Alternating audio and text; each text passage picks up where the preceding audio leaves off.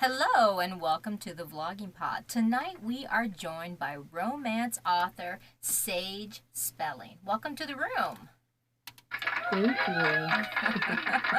I love that. Thank you. You're welcome. I just started our timer. We do about a 20-minute podcast. Sometimes we go a little bit over, but in full disclosure, my camera will shut off after 30 minutes. Okay. So, as I was doing my research, like I like to do on every guest, I found out that you do a podcast. I found it on YouTube. Book Harlots. Tell us a little bit about that and the ladies you run it with. So, Book Harlots started out with me and my two friends, Eliza Mann and AJ Norris. We are huge J.R. Ward fans. I mean, and we had this little like Facebook chat where we would just talk about all J.R. Ward stuff, like all her books. Did you see her new Facebook Live? We're just big fans.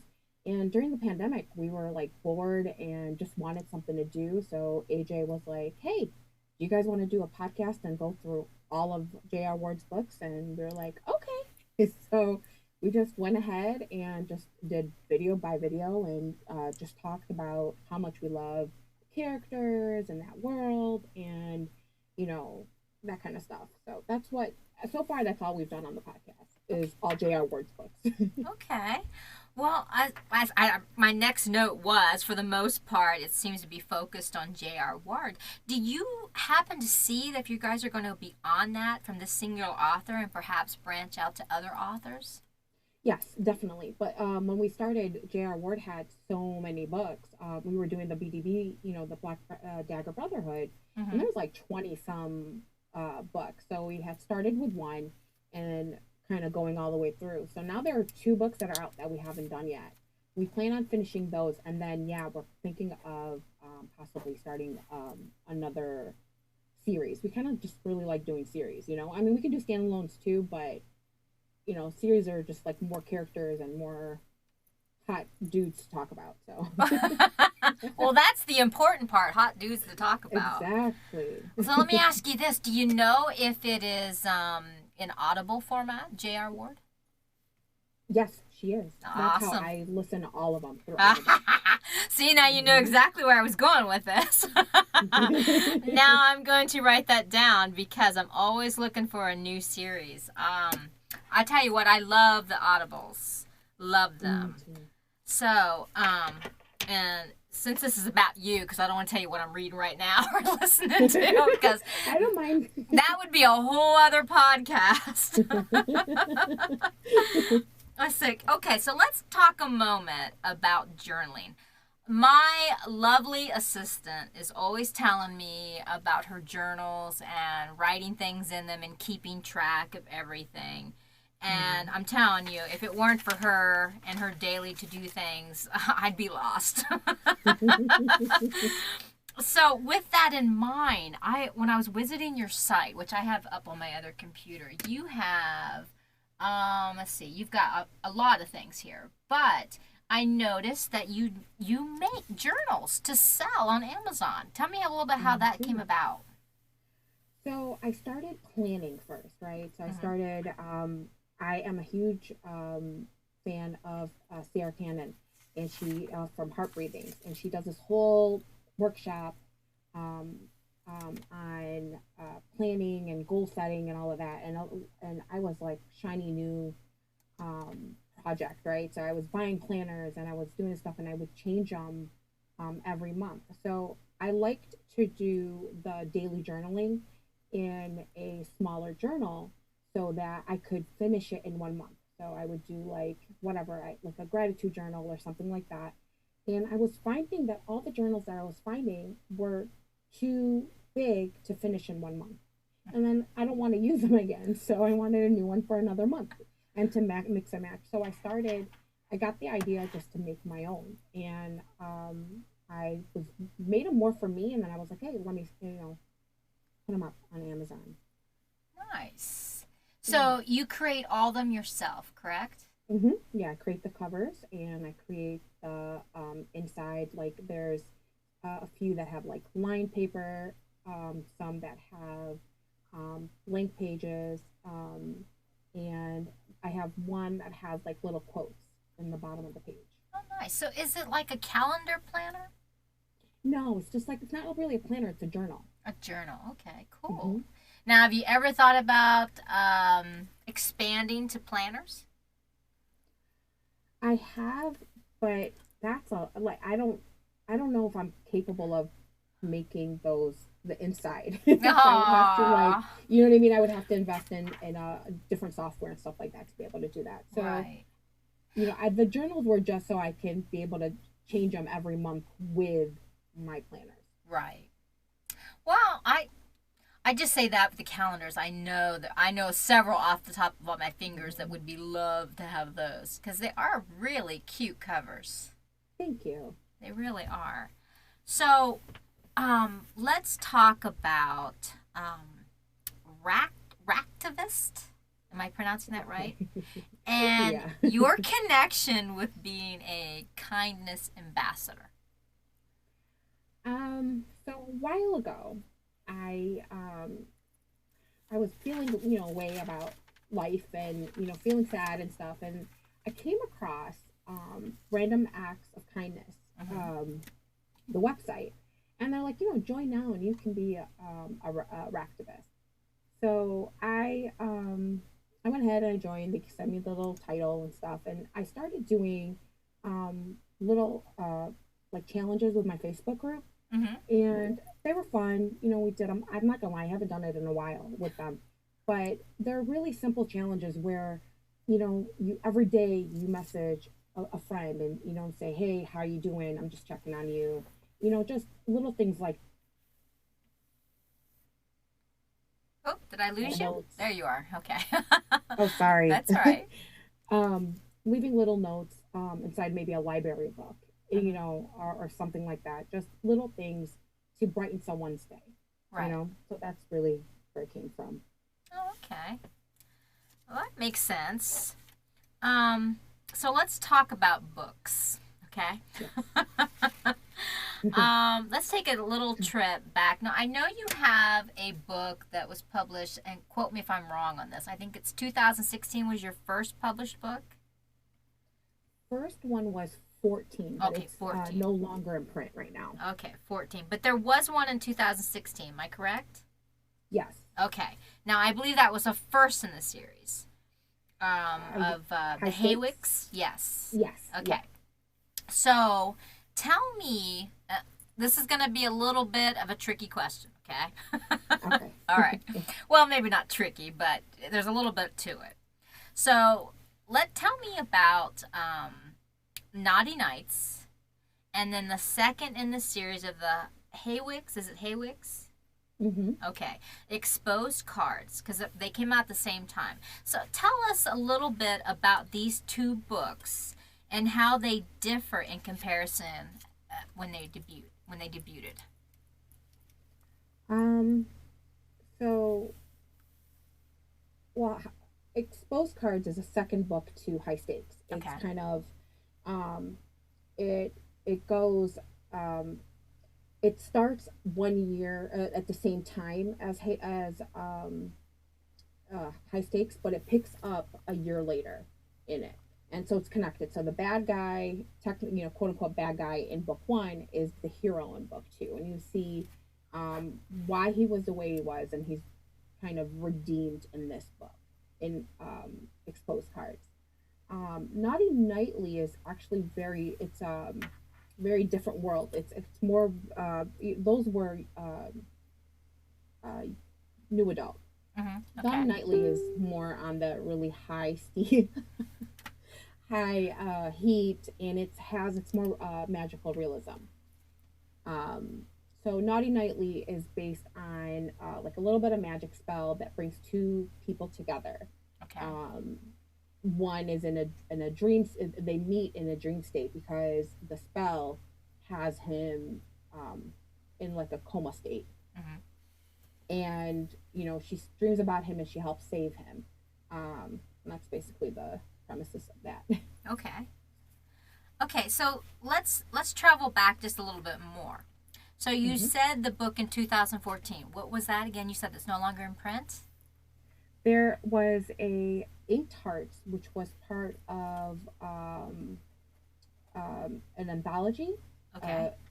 what was it, a Soulmate anthology, Valentine's Day anthology, Okay. and my story was Inked Hearts. Okay. Now that was my first publication. All right. Well, tell us a little bit how about that came about. I was at my local writers group of Romance Writers of America, our GD, our Greater Detroit chapter, and a publisher was coming out and talk to us soulmates, and they were taking pitches for Valentine's Day stories to go into their anthology. And well, she was taking pitches, but she had told us that they were looking for a Valentine's Day story. So I went ahead and I pitched this, and she actually emailed me just a few days later and was like, "We want it." So it was just that quickly. Nice. Yeah, it was just fun and it happened really fast.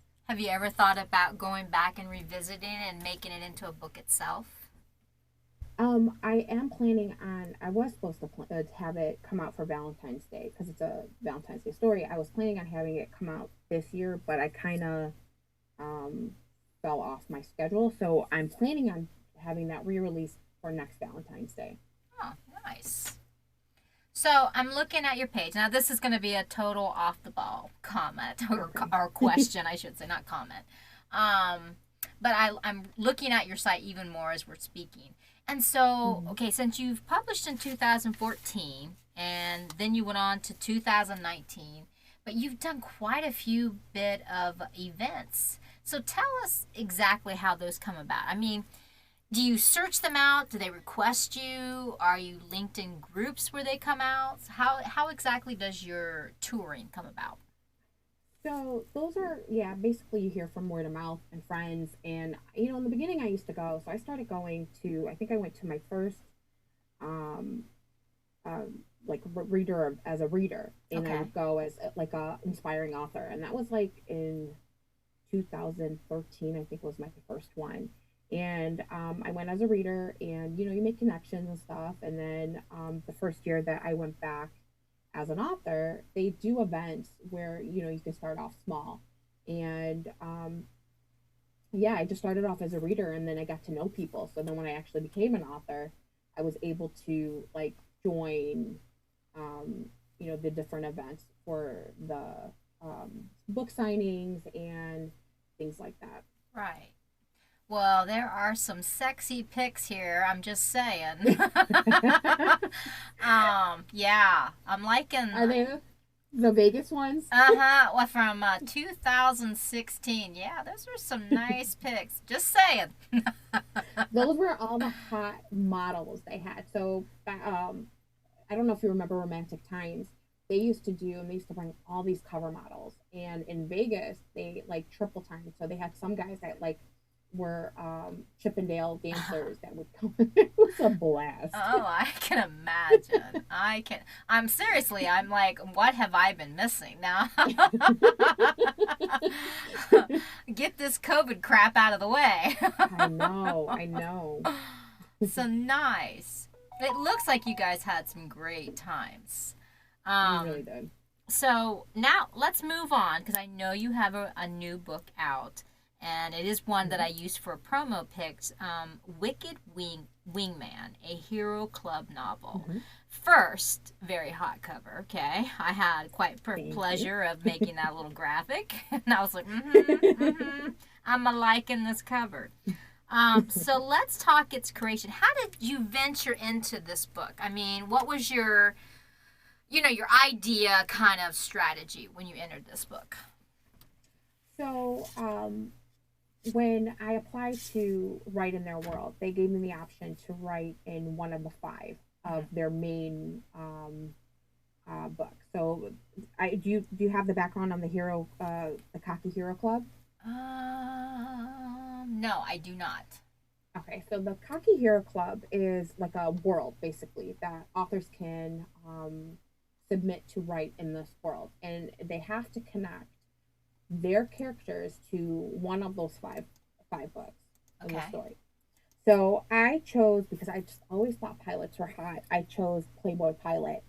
And I read it and I loved it, and I was like, I realized that the hero in that book went to University of Michigan, and I'm from Michigan, and I wanted my character to be from Michigan. So I that's just kind of how I started it, and I just went from there. Okay. Hold on. I am trying to bring it up on Amazon. Not that I want to see it again, but yeah. I'll send you more promo pics to see. Okay. All right. I have a lot of him. Okay. Because, yeah, he is quite good looking. Okay. So here we are. So does it have the back of the cover on Amazon? Do you know? The back cover? Mm-hmm. No. No. Okay. I don't think so. I don't think they show it. No. Okay. I do see Hero Club here. Mm-hmm. Okay. All right. More reading material. Okay. Okay. So, do you see more coming along in this type of format? I do. Okay. I really do. I think a lot of people are well, romance readers. We just read nonstop, and when we fall in love with a world and characters, we just gravitate towards it even more. And it's just what I've seen from readers like myself.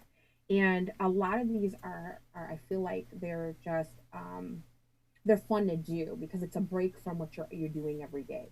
You know, you go in, you jump in a world that's kind of set for you, and you just kind of it's almost like fanfic. And I was a huge fan of fan fiction, so Okay. it's almost like writing in a fan fiction world.